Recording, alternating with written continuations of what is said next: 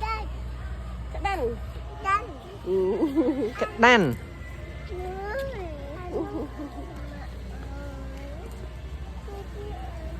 ở Việt Nam mình á chạy Việt Nam mình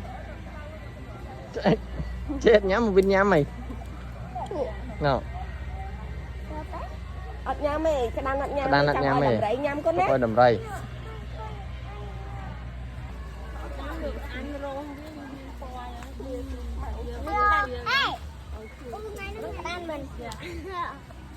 cái nổ đầy đầy dương đầy dương Ừ.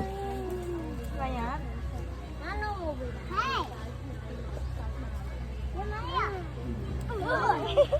Nổ áo với con áo á đại trình mới với nhà mất cũng đã đại châu đã đại trình hỏi chạy áo á đã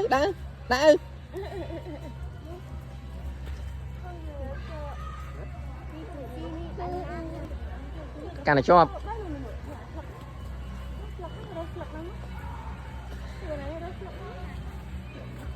áo á đã áo á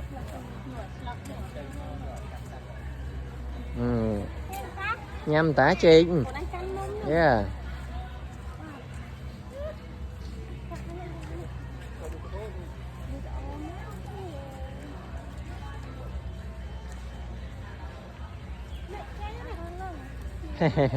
Ok bye bye mà Tờ Vinh bye bye cái đàn bye bye Vin.